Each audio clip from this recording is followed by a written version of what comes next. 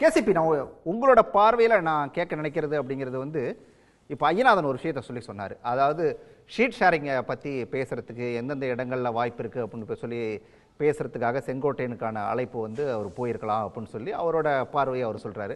அப்படி தான் போயிருப்பாரா செங்கோட்டையன், இல்லை இங்கே அனுமதி வாங்கிட்டு எடப்பாடிட்ட அனுமதி வாங்கிட்டு போயிருப்பாரா? அவரோட அந்த பயணத்தை நீங்கள் எப்படி பார்க்குறீங்க?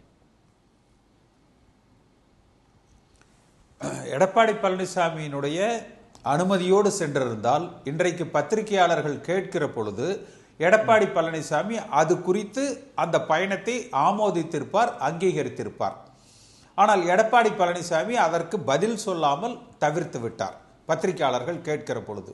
அப்ப திரு செங்கோட்டையன் அவர்களது டெல்லி பயணம் என்பது எடப்பாடி பழனிசாமி அவர்களுக்கு உடன்பாடு இல்லாத ஒரு பயணம். இந்த மொத்த விஷயத்துல இரண்டும் கெட்டான் நிலையில திரு எடப்பாடி பழனிசாமி இதை கையாண்டு விட்டார். ஒன்று, அவர் டெல்லி சென்றிருக்க கூடாது,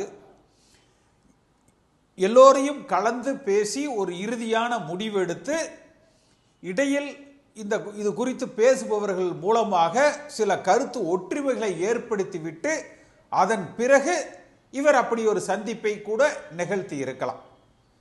அல்லது பகிரங்கமாக அறிவித்துவிட்டு தமிழ்நாட்டில் நிலவுகிற சில அசாதாரண சூழ்நிலைகளை கருத்தில் கொண்டு உள்துறை அமைச்சரை நாங்கள் சந்தித்து தமிழகத்தில் இருக்கிற இந்த தமிழக அரசாங்கம் குறித்த சில கருத்துக்களை அல்லது குற்றச்சாட்டுகளை நாங்கள் முன்வைக்கிறோம், அதற்காக டெல்லி செல்கிறோம் என்று அறிவித்துவிட்டு சென்றிருக்கலாம்.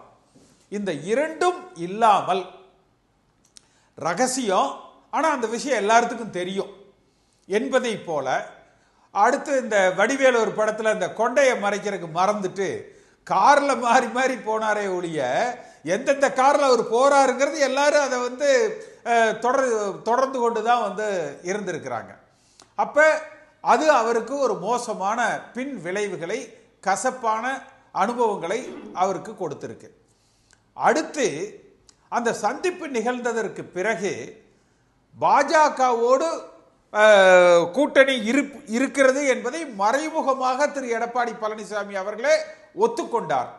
ஆனால் ஒருங்கிணைப்பு இல்லை, இந்த இயக்கத்தை ஒன்றிணைக்க மாட்டேன், பிரிந்தவர்கள் பிரிந்ததுதான், நீக்கியவர்கள் நீக்கப்பட்டவர்கள் தான், அவர்களை இணைப்பதற்குண்டான பேச்சுக்களே இல்லை என்கிற அந்த கருத்து பாஜக தரப்புல ஒரு எடப்பாடி பழனிசாமி குறித்த அந்த மதிப்பீடுகளில் எடப்பாடி பழனிசாமி முரண்டு பிடிப்பதாகவோ அல்லது அவர் ஒரு பின் வாங்குகிறார், ஒரு நம்பகத்தன்மை அற்றவர் என்பதாகவோ ஒரு கருத்துக்களை அவர்களுக்கு கொடுத்திருக்கு. அடுத்து எடப்பாடி பழனிசாமி அவர்கள் சந்திப்புக்கு பிறகு அதிமுக தொண்டர்களை பொறுத்த வரைக்கும் எப்படி 96ல் அன்றைக்கு திரு நரசிம்மராவ் அவர்களும் அம்மா அவர்கள் காலத்தில் ஒரு பொருந்தா கூட்டணியாக காங்கிரஸ் அதிமுக கூட்டணி அமைந்ததோ அதுபோன்று இப்பொழுது திரு எடப்பாடி பழனிசாமி அவர்கள் நடந்து கொண்ட முறையும் பாஜகவினுடைய அணுகுமுறையும் ஒரு எதிர் விளைவுகளை உருவாக்குவதாக அமைந்து விட்டது. அதன் தொடர்ச்சியாக பாஜக திரு செங்கோட்டையன் அவர்களோடு சில கலந்த ஆய்வுகள் நேற்று நடைபெற்றிருப்பதாகத்தான் நான் பார்க்கிறேன். இல்ல இது கலந்தாய்வு அப்படின்னு எடுத்துக்கலாமா, இல்ல வந்து எடப்பாடி கூட முரண்பட்டு நிக்கிறாங்கல்ல, இவங்களை எல்லாம் கூப்பிட்டு சமாதானப்படுத்துறதுக்கான ஒரு சமாதான முயற்சி அப்படின்னு எடுத்துக்கலாமா? இல்ல, சமாதான முயற்சி என்பதை தாண்டி என்ன நிலவரம், இதை எப்படி செய்தால் சரியாக இருக்கும் என்று திரு செங்கோட்டையன் அவர்களிடத்துல சில கருத்துக்களை பெறுவதற்காக அவரிடத்துல வந்து உள்துறை அமைச்சர் திரு அமித்ஷா அவர்களும் நிதியமைச்சர் திருமதி நிர்மலா சீதாராமன் அவர்களும் சில கருத்துக்களை அவர்கள் கேட்டிருக்கலாம். அந்த அடிப்படையில் திரு எடப்பாடி ரெண்டு பேருக்காக ஒரு ரவுண்ட் போயிட்டு அப்புறம் நம்ம விரிவா இத பேசலாம். முக்கியமான விஷயங்களை சொல்லிருக்கீங்க நித்யானந்தன். இல்ல திரு செங்கோட்டையன் அழைக்கப்பட்ட இல்ல இன்னும் ஒரே விஷயம், கேபி முனுசாமி இப்ப ஒரு கருத்து சொல்லியிருப்பாரு. அதாவது அமித்ஷா சொன்னது அது அவருடைய தனிப்பட்ட கருத்து அப்படின்னு சொல்லிட்டாரு. சொல்றது அமித்ஷா என்ன அதிமுக அமைப்பு செயலாளரா? அது எங்களை கட்டுப்படுத்தாது, அது அவருடைய தனிப்பட்ட சொந்த கருத்துன்னு சொல்றதுக்கு. அது அப்ப கேபி முனுசாமியினுடைய கருத்து என்பது அதிமுகவுக்கு உள்ள ஒரு முரண்பாடுகள் ஏற்படுவதற்கான அறிகுறி.